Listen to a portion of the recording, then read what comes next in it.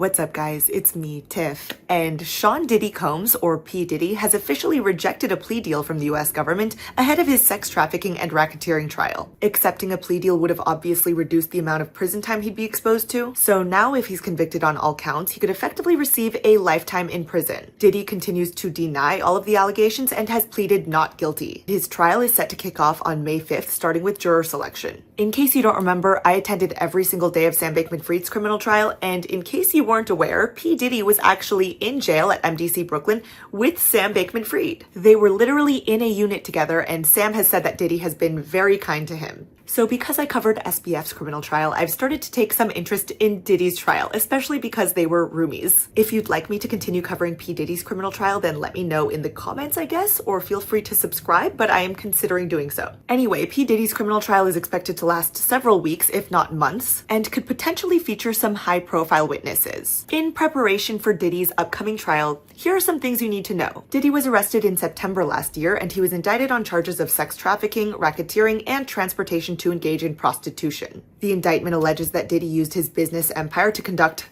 freakoffs, which prosecutors describe as highly orchestrated sex performances. Prosecutors claim that Diddy forced or coerced women into participating in extended sexual acts and would allegedly leverage his power and influence to do so. The most serious charge that Diddy is facing is racketeering, because apparently it carries a potential life sentence. To land a conviction, prosecutors will need to prove that Diddy ran a criminal enterprise. The indictment alleges that Diddy relied on the employees, resources, and influence of the multifaceted business empire that he led and controlled, creating a criminal enterprise whose members and associates engaged in and attempted to engage in, among other crimes, sex trafficking, forced labor, kidnapping, arson, bribery, and obstruction of justice. The indictment also describes an incident in which Diddy allegedly assaulted his ex, Cassie Ventura. Although Cassie is not directly named in the indictment, the incident basically describes the footage which was published by CNN, and many of you guys probably have already seen it, in which Diddy basically drags Cassie through a hallway, he kicks her, he throws an object at her, etc.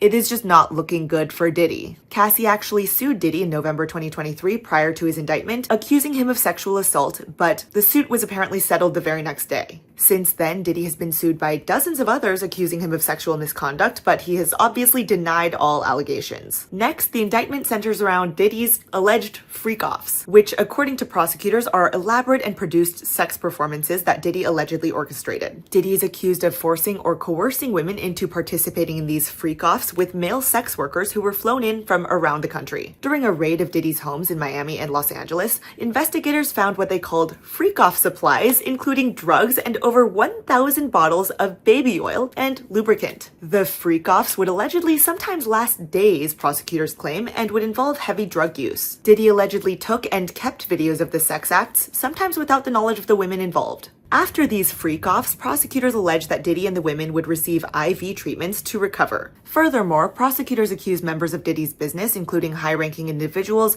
of being involved in organizing the freak-offs by arranging travel, booking rooms, and stocking them with supplies, while also delivering cash to pay sex workers and scheduling delivery of IV fluids, per the indictment. Diddy's defense team has maintained that these sexual encounters were all consensual. So this is going to be a very spicy trial. Thus far, I have only covered Sam Bankman-Fried's trial, and I don't currently have plans to fly to New York City to see this one in person, but there's a chance I make some last-minute decision to do so. But either way, I can still make recap videos if any of you guys are interested. I love you all so very much, and I'll talk to you all very, very soon.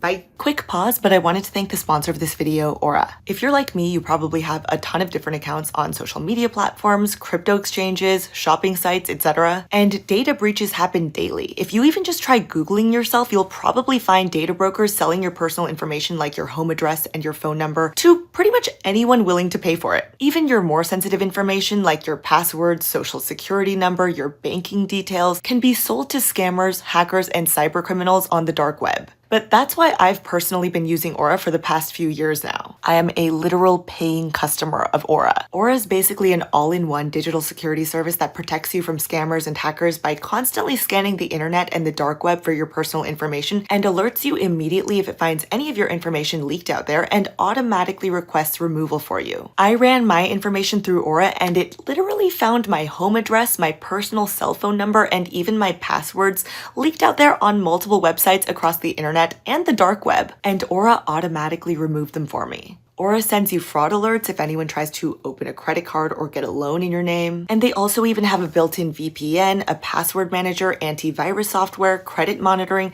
and tons of other useful features all in one service so you don't have to pay for like 10 different subscriptions to things. So I am obsessed with Aura. They've been keeping me safe online for years now, and you can try Aura for a 2-week free trial at aura.com/Tiffany or using this handy little QR code right here. I highly recommend checking it out, even if you just want to check to see if any of your personal information has been leaked online, and let Aura remove that for you. Thank you so much to Aura for sponsoring this video.